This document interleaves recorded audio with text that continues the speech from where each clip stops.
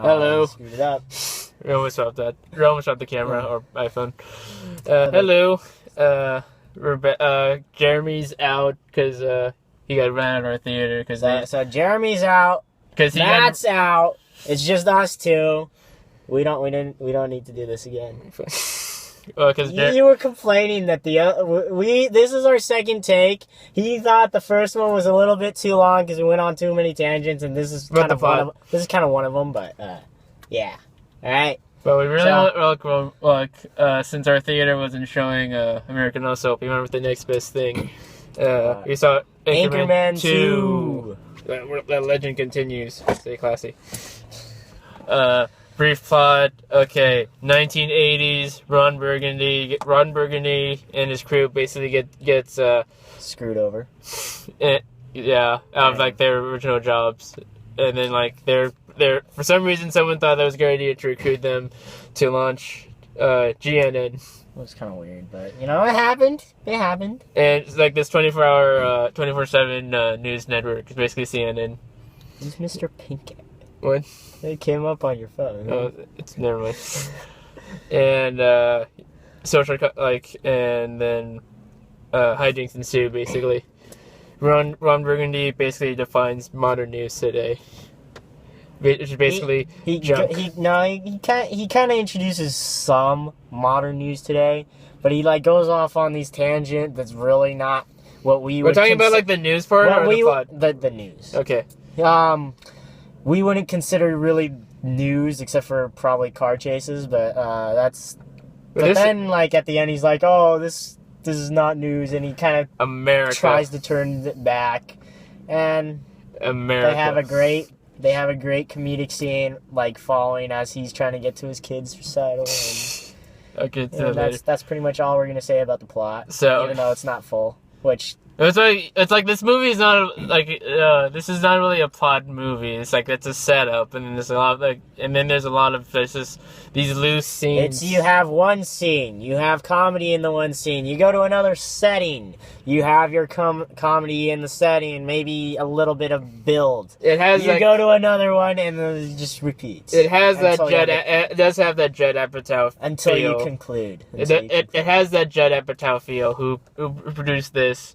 As well as the first movie, and it speaks for a Judd Apatow movie when your comedy is 2 hours long, and this movie has very uneven pacing because this movie felt long for a comedy, but it was funny. It was random. In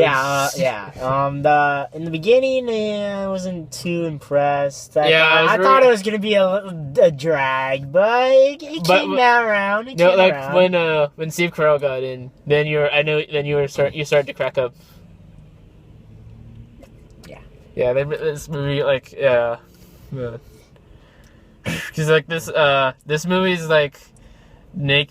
This is if Anchorman was I'm trying to think of it's if Anchorman was Naked Gun 1 in a way, this is Anchorman 2 is 2.5, where it's basically it's this non-stop barrage of just jokes that are built on complete randomness. Do they have a 3, by the way? Anchorman 2 or no, the Naked Gun. Naked Gun 33 and a third. They have so they do have a third. Technically, all right, because you keep saying 2.5, but you only mention 1 and 2, so I was like, it's a non-stop barrage of random jokes based on randomness and the timing of the actors, and occasionally some actually get some wacky one-liners. Real quickly, I want to see how many people, if you comment at all and watch it, I want to see how many people think Evan's eyes were closed at that point, because I could see they weren't, but from this camera view, it's kind of looks like that. But I guess I might look like that too. What gets on too is did you thought this was funny? Yeah, I thought it was funny. I did say that I didn't think it was gonna be that great in the beginning. It didn't seem that funny to me in the beginning, but it did come around. Once they got to GNN. That's when it started turning around. I like that part. But from then on, it was especially after he leaves. That was awesome. All right. See, it's like, because I don't know, like I feel like Ron Burgundy takes precedence over like the rest of the cast. He kind of does. Except for like Paul Rudd. Paul Rudd. He's funny. He's sort of like he's like the closest thing the group has to a straight man. That was Brick, right? No, he was the guy. He was that other guy. He's the Sex Panther Ranger. Okay, because I don't know actor names. I don't pay attention He's the to one. that. He's like the only one. But he's like the guy with the condoms. Alright, yeah. Some minor. Honestly, like David content.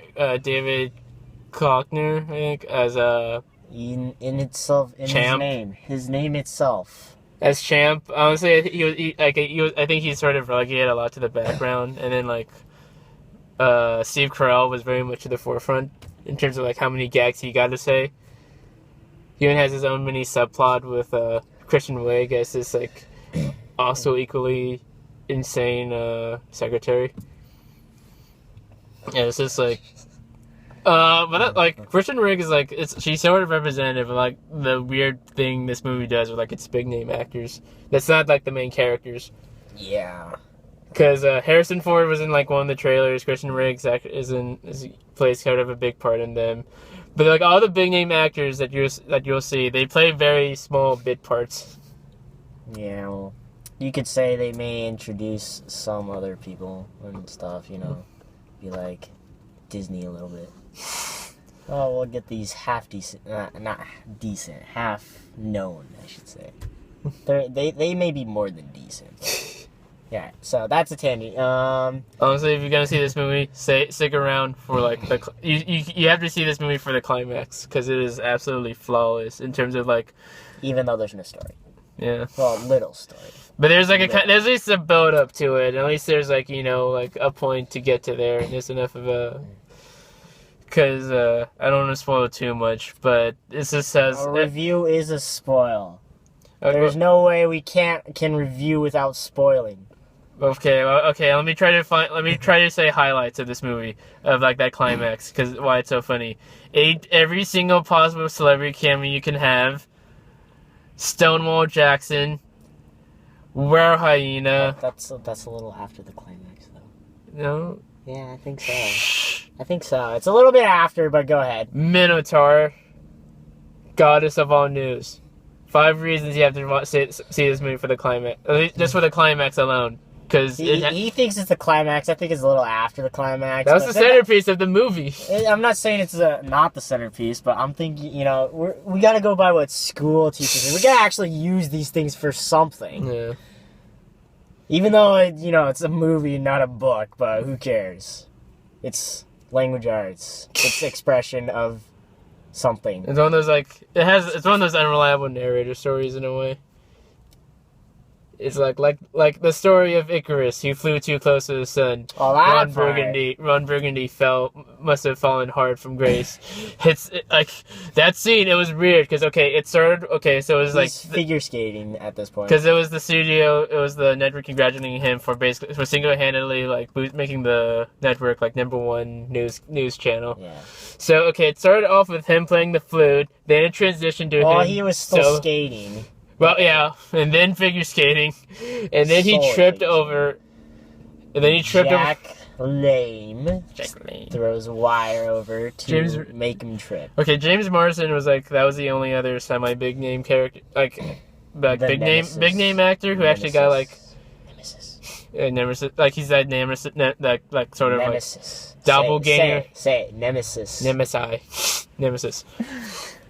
But he's He's the only big name actor I thought who actually got a lot to work with his character, because he basically loses his bet with Ron Burgundy and he has to change his name to Jack Lame and he has to say it publicly as a send off. Well, that's kind of how it works out. They anchors tend to do Jack Lame and just leaves. He starts crying on him. He's saying, what other names can I use? Thomas Anus. You have to say the full word. No, I'll get you. No, he was like, the other guy was Thomas Anus. It's like, no, you gotta say it properly. Thomas Anus. Jack Lemmon.